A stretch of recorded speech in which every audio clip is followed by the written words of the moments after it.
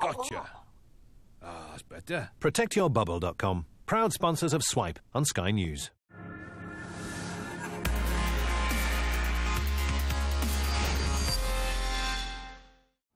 You're watching Swipe. Coming up on the show this week, bringing the stadium to digital life, how Wembley is changing with the times, the little device aiming to take a big bite out of home Wi-Fi black spots, and no zombies this week, but prepare for a voyage in a submerged Victorian London in our games review. Hello and welcome to Swipe. This week we're at one of the world's most recognisable sports venues. You don't need me to tell you that that is Wembley Stadium. And as well as football, rugby, NFL and major music events are all staged here. It's nearly 100 years old, but at the moment it's undergoing a major digital upgrade. It's a shame we couldn't upgrade the weather too. Here's Russell. Later this year, Wembley is planning to start using its arch to display social sentiment during events, one of many innovations being brought to the National Stadium. So just imagine, you're in your seat at the big match and you can turn the arch your team's colours simply by tweeting red, green or blue. And the lights in the arch will also react to significant moments like goals and crowd noise and reflect who's winning.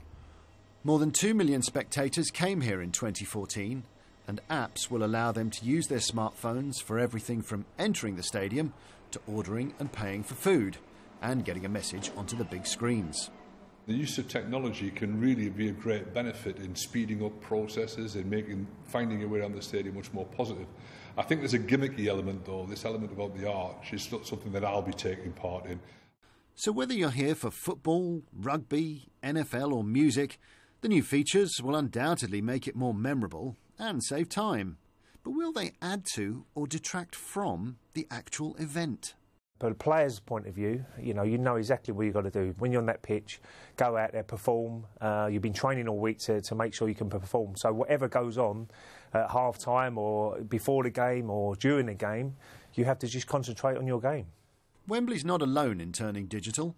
The Levi's Stadium in San Francisco, home of the 49ers NFL team, is billed as the world's most high-tech, boasting as it does fully 1,000 Wi-Fi access points.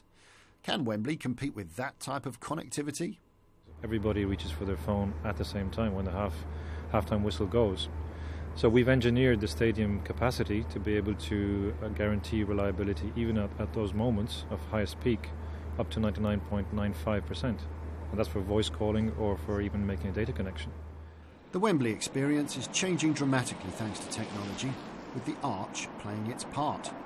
And apps are also making a big difference, as Gemma found out earlier as she made her way here. So here we are, we've arrived at Wembley Park Tube Station on our journey to the stadium today, and we're going to use a couple of new apps. We certainly have. The first one is the Cash on Tap app that I can use to travel on London Underground. Oh, we can swipe through with this? We certainly can.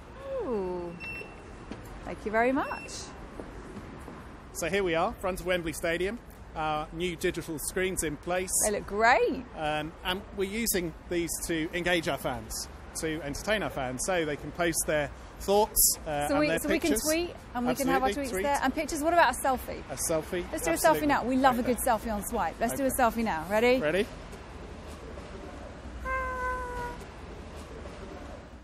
Oh, look, there we are. Fantastic. But I've always wondered, when posting to big screens like that, how do you vet them? How do you stop people putting up Moonies? Yeah. So my team sitting up in Wembley have access to everything that's actually tweeted or posted.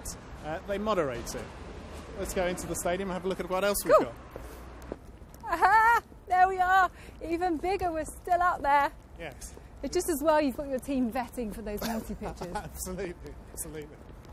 The final thing to have a look at today is sharing your thoughts on Wembley through the app with a big message to our video boards. Oh, so I'm going to write something here. Just like sending a tweet. Oh, and it'll appear on the massive screen, just like our selfie. Indeed. Okay, what should we put? I love Wembley. I love Wembley, naturally. So let's have a look. Aha, there it is. I love Wembley by Gemma. How do you choose which messages to post up there? something that that everybody can actually relate to, I think, is key. But not everything gets up there, clearly. Oh, and what a shame there aren't 89,000 other fans here to see my I Love Wembley message. You'll have to come back, Gemma. You're watching Swipe, still to come. Sandals, swords and urns in ancient Greece. That's in our games review. Don't be so. But first, here's a roundup of some of this week's other tech news. Twitter's revenues nearly doubled in the final 3 months of last year.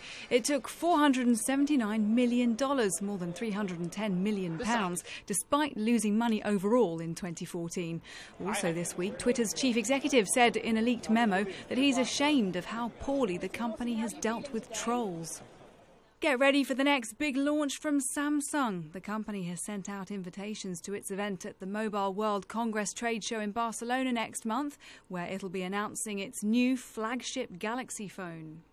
An adware virus has been affecting Android devices via some apps in the Google Play Store. It causes the browser to open constantly, with adverts appearing too. There have already been 5 to 10 million downloads on one of the infected apps.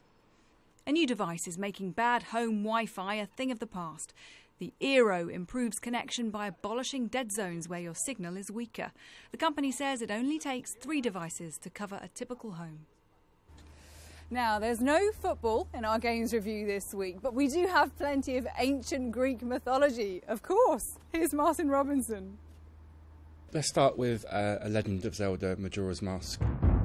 There's lots of debate whether Majora's Mask is the greatest Zelda game ever made, but one thing you can say for sure is it's the strangest. Majora's Mask was interesting, and it was made in a year. It was quite a short turnaround. But in that year, Nintendo managed to make a game which is absolutely crazy. There's been nothing like it since. It's got a weird time travel mechanic, whereby you have 3 days to basically solve the task at hand, and that kind of loops over, Groundhog Day-esque, and you kind of live those 3 days over again and again. It makes for a really interesting game mechanic, and one that's really well suited to portable play as well. Apotheon, apologies if I mispronounced that, I think that's right. First and most importantly, it's a free game on PS4 if you've got PlayStation Plus. But beyond just being free, it's also a really interesting, really gorgeous, side-scrolling combat game in the vein of things like Castlevania or Metroid. And one of the first things you'll notice is it's an absolutely gorgeous game. It looks like you're playing some Greek art, like you're playing across the side of an ancient Greek vase. Beyond the actual look of the game itself, it's a really interesting game, kind of a mix of exploration and combat. And yeah, it's well worth checking out, even more so given the fact that it's free on PlayStation 4. Sun the Sea is a super interesting game on PC, which has just come out of early access, where it's been since July last year.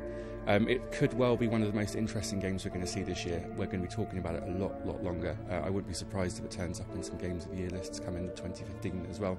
This has a bit more exploration in it. You're in a boat charting various seas. It's absolutely gorgeous. The world you're exploring is really dense and well written. It's a game we're going to be talking about and playing for a long time to come. Ooh, it's a lot warmer down here, isn't it? That's because this is the England players' dressing room. We're actually inside it. I might take a look around. So for now, I'll say goodbye. Thanks for joining us, and you can keep up to date with all the latest tech stories on Sky News for iPad, our smartphone app, skynews.com, and our YouTube channel. But for now, bye-bye. Ooh, what's that?